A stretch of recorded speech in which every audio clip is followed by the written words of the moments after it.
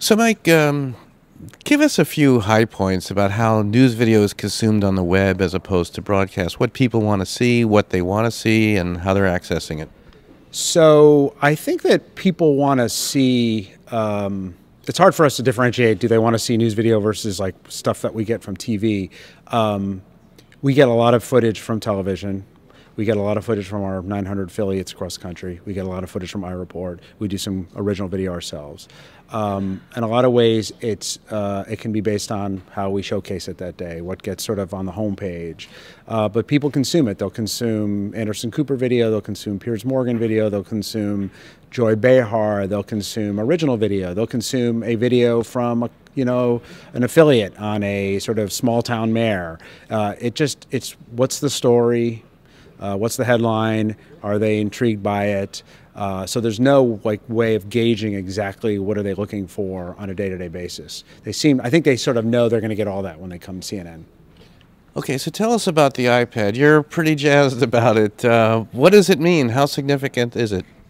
So a couple things. I think the iPad, it can help CNN's brand in a different way, in that it's different. It's a different experience than you would get on the sort of CNN.com website. It gives you a unique experience when you're watching video. The video player is beautiful, so that's really distinctive. You can watch live video. So right now, if you were sitting here on this day, February 1st, at this time, you'd be able to watch a live feed from Egypt TV on your iPad. I think the experience is good for the actual iPad, the medium itself, because you can sit on your couch, you can sit there, and you can sit in your lap, and it's a very comfortable experience. Is it a game changer? What are the implications for consumption or news making? I think that's it's definitely a game changer that. For the experience itself, the different kind of experience you can bring. I think for video consumption, we're still learning in terms of there's a sort of notion that people, because of the experience, the size of the video player, people will watch longer videos as opposed to what they would watch on their iPhones or their Blackberries.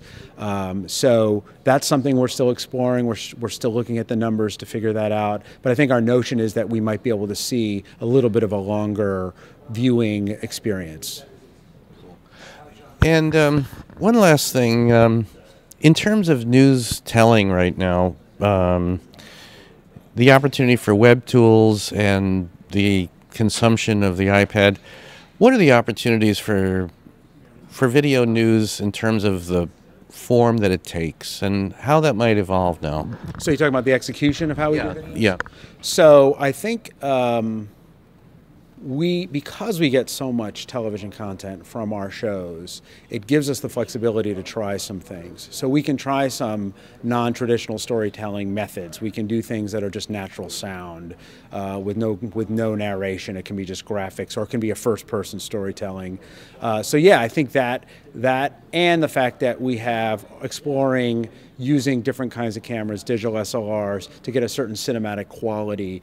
And those things certainly can come off in a different experience on the iPad. So I think that because we have the ability to sort of have the day-to-day video covered with a lot of our news shows, we can explore different things, and we just have a little bit more flexibility. Cool. All right. Well, thanks very much. Mike, thanks so much for coming up from Atlanta. Thanks for having me. Appreciate it. Outstanding. Thank you.